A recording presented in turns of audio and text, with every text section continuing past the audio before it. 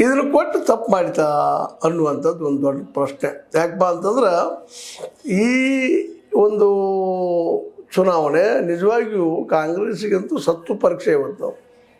ಅವು ಈ ಸಂದರ್ಭದಲ್ಲಿ ಒಂದು ಗಟ್ಟಿ ನಿರ್ಧಾರ ತೆಗೆದುಕೊಳ್ಬೇಕಾಗಿತ್ತು. ಸಮರ್ಥ ಅವರಿಗೆ ಇನ್ನೂ ಟೈಮ್ ಇಲ್ಲ, ವಯಸ್ಸದ. ಮುಂದಿನ ಚುನಾವಣೆಯಲ್ಲಿ ಅವಕಾಶ ಮಾಡಿಕೊಟ್ರೆ ಇವತ್ತು ಮುಸ್ಲಿಮರಿಗೆ ಅವಕಾಶ ಕೊಟ್ಟಿದ್ರೆ ಗೆಲುವು ಸುಲಭ ಆಗ್ತಿತ್ತು ನಾವು ದಕ್ಷಿಣ ಈ ದಾವಣಗೆರೆದು. ಬಟ್ ಇವತ್ತಿನ ವ್ಯವಸ್ಥೆ ಹೆಂಗದಪ್ಪ ಅಂತಂದ್ರೆ ಇಲ್ಲಿ ಗೆದ್ದಂಥವ ಗೆಲ್ಲುವಂಥವ ಈಗ ಒಂದು ಸಾಮಾನ್ಯ ಏನಾಗಿಬಿಟ್ಟದ ರೂಲ್ಸ್ ಅಂತಂದ್ರೆ ರಾಜಕೀಯದಲ್ಲೇ ಗೆಲ್ಲುವ ಅಭ್ಯರ್ಥಿ ಕೊಡೋದು ಅಂತೇಳಿ.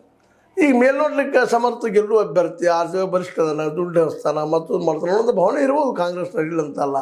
ಮತ್ತು ಅವರು ಈಗಾಗಲೇ ದಾವಣಗೆರೆಯಲ್ಲಿ ಡಾಮಿನೆಂಟ್ ಇದ್ದಾರೆ. ಮತ್ತು ಪ್ರತಿಯೊಬ್ಬ ಅಲ್ಲಿ ಮತದಾರರ ಜೊತೆ ಸಂಪರ್ಕದಲ್ಲಿದ್ದಾರೆ.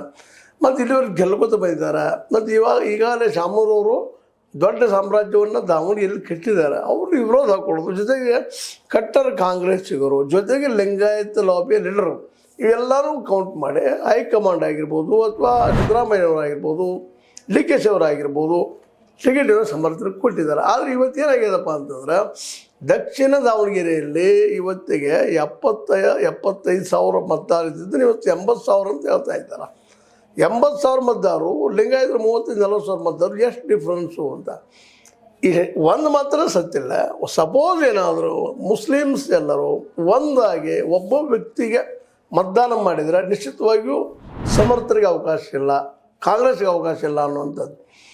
ಅದೇ ಕಾಲಕ್ಕೆ ಸಾದಿಕ್ ಪೈಲ್ವಾನರಾದರೂ ಸಹಿತ ಗೆದ್ದ ಮೇಲೆ ನಾ BJP ಹೋಗ್ತಾರೆ ಅನ್ನುವಂಥ ಮಾತು ಅವ್ರು ಮಾತಾಡ್ತಾ ಇಲ್ಲ. ಹೀಗಾಗಿ ಇದು ಭಾಳ ಗಮನಿಸಬೇಕಾದ ಮಾತಾಗಿದೆ. BJPಗೆ ಮತ್ತು ಇದು ಕಾಂಗ್ರೆಸ್ಸಿಗೆ ಮತ್ತೆ ಮರಳಿ ಹೋಗ್ಬೋದು ಅನ್ನುವಂಥ ಮಾತು ಮಾತಾಡಿದ್ದಾರೆ ಅವರು. ಅಂದ್ರೆ ಶಾಮೂರವ್ರ ಜೊತೆಗೆ ಬೆಳೆದು ಬಂದಿದ್ದೀವಿ ನಾವು. ನಮಗೆ ಮೋಸ ಆಯ್ತು ನಮ್ಮ ಸಮುದಾಯಕ್ಕೆ, ನಮ್ಮ ಜನಾಂಗಕ್ಕೆ. ಅದಕ್ಕೆ ನಾವು ನಿಲ್ತಾ ಇದ್ದೀವಿ. ಒಂದು ರೀತಿ ಸಾಂಕೇತಿಕ ಪ್ರತಿಭಟನೆ ಆದರೂ ಸಹಿತ ನಂತರದಲ್ಲಿ ಕಾಂಗ್ರೆಸ್ ಹೋಗುವಂಥ